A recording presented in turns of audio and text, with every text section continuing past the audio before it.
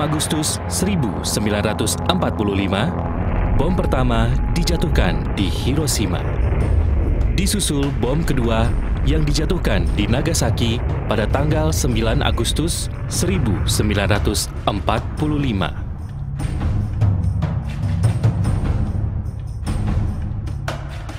Kedua peristiwa tersebut memaksa Jepang menyerah tanpa syarat kepada sekutu.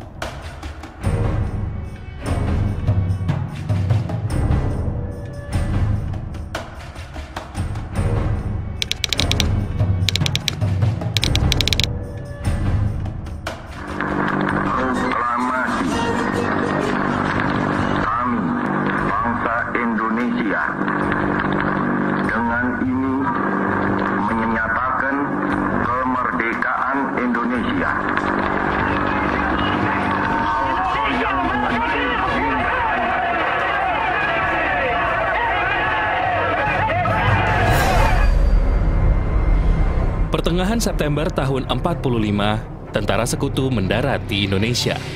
Tentara Belanda yang tergabung dalam Nika membonceng pendaratan tersebut.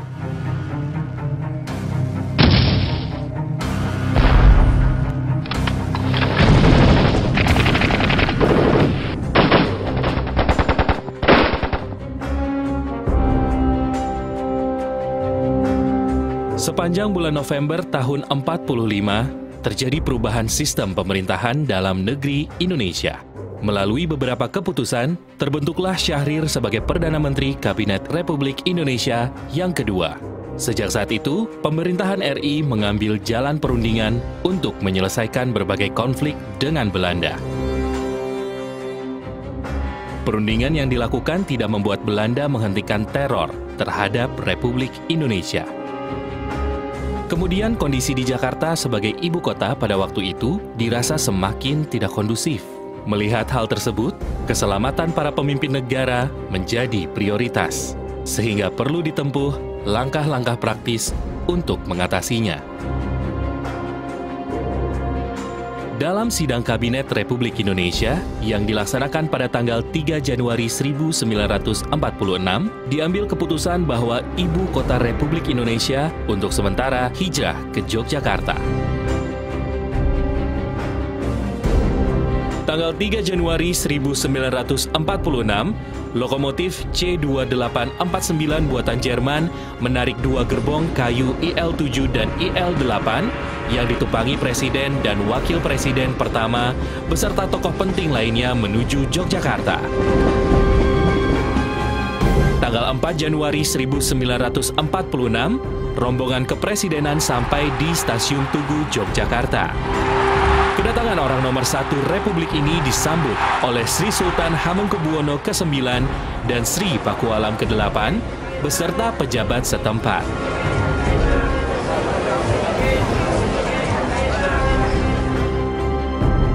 Setelah pemerintahan berpusat di Yogyakarta, upaya perundingan terus dilakukan. Salah satu perundingan yang dilakukan adalah Perundingan Linggarjati ditandatangani pada tanggal 25 Maret 1947.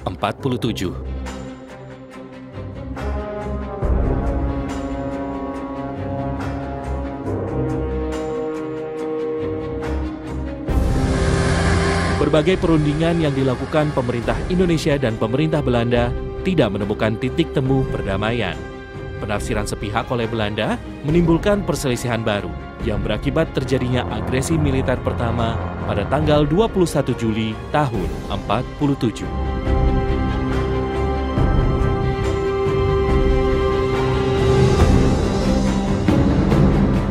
Awal bulan Januari 48, perundingan kembali dilakukan di kapal USS Renville yang dikenal dengan Perjanjian Renville. Kemudian perundingan dilakukan di Kaliurang, Yogyakarta, yaitu perundingan KTN atau perundingan Komisi Tiga Negara. Salah satu tokoh militer yang ikut terlibat dalam berbagai perundingan adalah Tahi Bonar Simatupang atau TB Simatupang. Dia ini putra Batak asli lah, gitu ya. Lahir di Sidikalang. Sidikalang ini sekarang di Kabupaten Dairi. Dia lahir pada tanggal 28 Januari 1920. Ayahnya namanya Simon, disebut Simon Simatupang. Ibunya namanya Nina Boru Siboya. Sebagian besar karirnya dihabiskan menjadi staf militer Angkatan Darat. Karir militer dimulai dari pendidikan militer Belanda, Koninklijke Militaire Academy, atau disingkat KMA. Keterlibatan TB Simatupang dalam perundingan-perundingan karena memiliki kecerdasan dalam strategi militer dan diplomasi.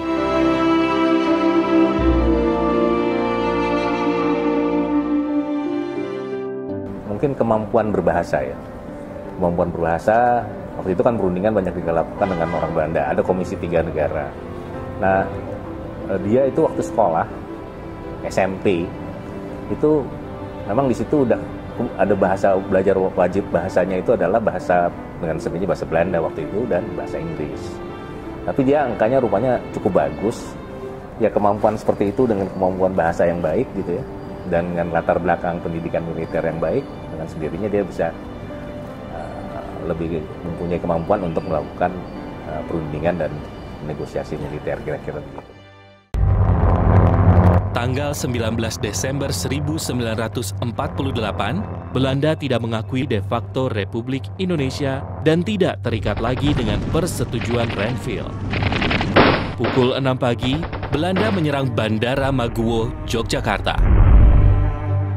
Kemudian pada sore harinya, tentara Belanda berhasil menguasai Yogyakarta dan menangkap tokoh-tokoh penting Republik Indonesia. Di antaranya, Presiden Soekarno, Wakil Presiden Muhammad Hatta, Haji Agus Salim, dan KSAU Suryadi Suryadharma yang selanjutnya diasingkan ke Bangka. Dengan ditangkapnya para tokoh penting, maka TNI maupun pejuang lainnya meninggalkan Yogyakarta untuk bergerak mundur keluar kota dan melanjutkan perjuangan dengan cara bergerilya. Pusat-pusat perjuangan bukan lagi di markas besar tentara dan tempat para pemimpin Republik Indonesia, namun justru jauh di luar kota. Oleh karena itulah, pusat-pusat perjuangan rakyat dan kesatuan perjuangan lainnya tersebar di pelosok desa, hutan, maupun gunung dan bukit. Salah satu dari sekian banyak petilasan tersebut ada di Kulon Progo. Daerah tersebut meliputi perbukitan Borogunung, Kelurahan Banjarsari, Kecamatan Kalibawang, Kabupaten Kulon Progo. Di daerah ini terdapat markas MBKD Pos X2 menempati rumah Bapak Nitirejo. Markas ini berada di bawah pimpinan Panglima Tentara Teritorium Jawa Kolonel Abdul Haris Nasution. Selanjutnya di Dusun Banaran, Desa Banjarsari, Kecamatan Samigaluh, Kabupaten Kulon Progo, terdapat markas gerilya di bawah pimpinan Kolonel TB Simatupang selaku Wakil 2 KSAP menempati rumah Bapak Karyo Utomo. Waktu itu tugas Kolonel TB Simatupang amat berat, harus mengatur hubungan dengan Markas Besar Komando Jawa, Markas Besar Komando Sumatera, dan Panglima Besar Jenderal Sudirman. Apa yang melatar belakangi pemikiran Pak Simatupang memilih tempat di Bantaran sebagai markas? Daerah itu strategis, Belanda susah nyampe ke tempat itu kan. Zaman perjuangan zaman dulu, Majapahit pun, Raden Wijaya pun katanya lari ke situ katanya. Kedatangan TB Simatupang dan pasukan disambut sangat baik oleh warga Banaran. Bersama warga di Dusun Banaran, tentara berbaur menjadi satu dan saling bahu-membahu berjuang untuk mempertahankan kemerdekaan Indonesia. Dapur umum yang dipimpin oleh Nyonya Karyo Utomo ini dibantu penduduk setempat dengan sukarela, setiap hari harus menyiapkan makanan setidaknya untuk 150 orang. Rumah Bapak Karyo Utomo dimanfaatkan sebagai markas Kolonel TB Simatupang untuk menyusun strategi dan berkomunikasi dengan pejuang yang lainnya. Banyak pemimpin perjuangan yang sempat tinggal di rumah tersebut. Antara lain, Ali Budiarjo, Moko Ginto, MT Haryono, dan tentara prajurit lainnya. Pak Simatupang dan para krunya itu menyusun strategi bagaimana bangsa Belanda itu cepat keluar dari Yogyakarta. Di samping itu juga ada ajudan beliau, Bapak Arselan atau Pak Sulaiman, itu yang selalu menemani. Kemudian ada juga yang tinggal di daerah Duko, yaitu Bapak MT Haryono, yang saat itu menyampaikan pesan-pesan dari Bapak Simatupang ke Yogyakarta, ke Bukit Tinggi, dan ke India, dan lain-lain. Pada prinsipnya Pak Simatupang di situ menyusun strategi apa yang akan dilakukan pada saat itu. Selain rapat berkenaan dengan strategi militer, di tempat ini juga diadakan pelatihan kemiliteran kepada pemuda setempat dan menjelaskan situasi gerilya kepada warga desa. Untuk menambah pengetahuan warga desa, setiap hari Minggu diadakan pelatihan bahasa Inggris. Ali Budiarjo dan Sosro Pawiro sebagai guru.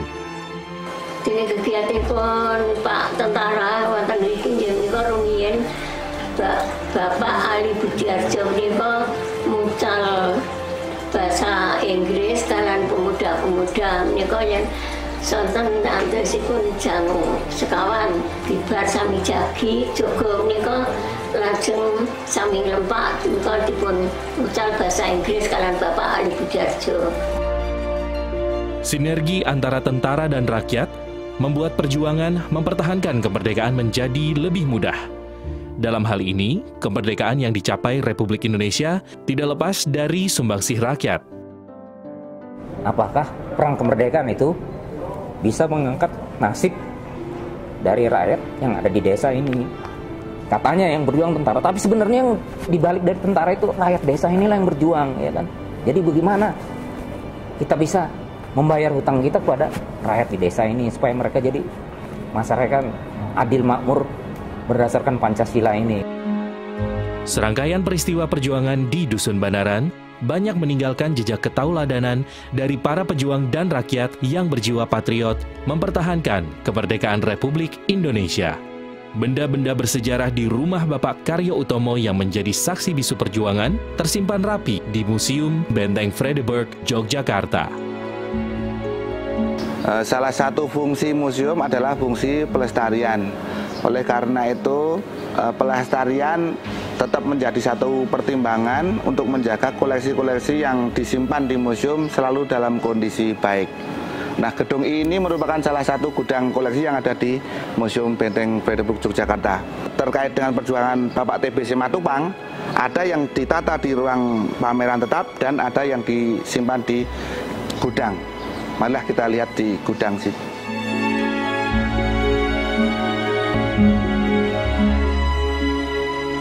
Sekarang kita berada di gudang koleksi, di mana gudang koleksi ini menempati gedung I yang dulu dimanfaatkan sebagai gudang mesiu.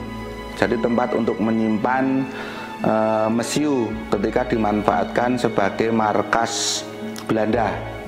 Nah, di sini kita lihat koleksi-koleksi yang terkait dengan perjuangan Bapak TB Simatupang. Di sini ada meja tamu, di sini ada meja kerja.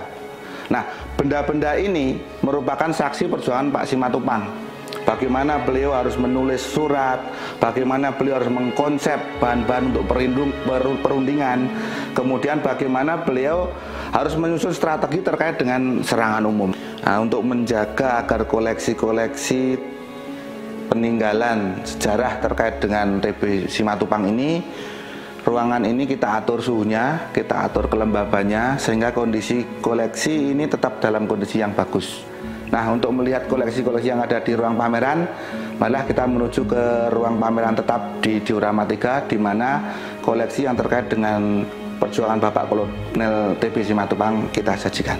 Mari.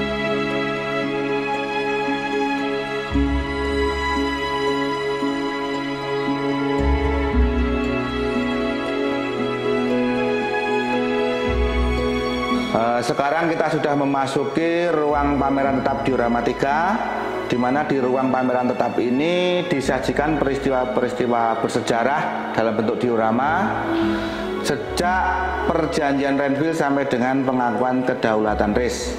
Nah, di ruang pameran tetap inilah barang-barang bernilai sejarah terkait dengan perjuangan Bapak Kolonel TB Simatupang ketika bermarkas di Banaran disajikan. Di sini ada mesin jahit, kemudian di sini ada cangkir. Nah, mesin jahit itu punya peran cukup unik karena para pemimpin TNI, kemudian para pembesar sipil yang bermarkas di Banaran, di rumahnya Bapak Karyo Utomo itu cukup lama, sehingga ada kemungkinan pakaian rusak segala macam, itu diperbaiki melalui mesin jahit ini. Karena Pak Karyo Utomo juga cukup mahir untuk membenahi pakaian. Kemudian untuk cangkir ini dipakai untuk rapat-rapat, kemudian untuk proses belajar di sana juga rapat-rapat dengan pemuda desa. Di samping itu, karena waktunya cukup lama bermarkas di Banaran sekitar bulan Januari sampai Juli tahun 1949, di tempat Bapak Karyo Utomo ini juga tersedia seperangkat gamelan. Gamelan ini merupakan sebagian dari seperangkat gamelan yang berada di Dusun Banaran yang waktu itu milik Bapak Karyo Utomo sebagai dukuh di Dusun Banaran. Gamelan ini cukup memberikan hiburan bagi para pemimpin TNI dan bawahan Bapak Kolonel TB Simatupang karena dalam suasana yang cukup melelahkan karena menghadapi agresi Belanda kedua waktu itu. TB Simatupang telah banyak memberikan pemikiran-pemikiran untuk menyelesaikan persoalan tentara. Hal ini tidak lepas dari kegemaran TB Simatupang membaca buku-buku strategi perang saat masih muda. Bahkan Aha Nasution mengakui TB Simatupang sangat cerdas saat menjadi kadet Akademi Militer Belanda di Bandung. TB Simatupang berhenti berkarir di bidang militer pada usia 39 tahun dengan pangkat Letnan Jenderal. Berhenti bukan berarti berdiam diri. Beliau aktif di gereja hingga menjadi Ketua Dewan Gereja Indonesia Ketua Dewan Gereja-Gereja se-Asia, dan Ketua Dewan Gereja-Gereja sedunia. Selalu dia katakan gitu kepada kita, anak-anak itu, bahwa kita itu harus menjadi orang yang berguna. Berguna bagi Tuhan, bagi negara, dan bagi keluarga. Itu yang selalu dia katakan dan selalu dia bawakan di dalam doa kalau kita berdoa bersama.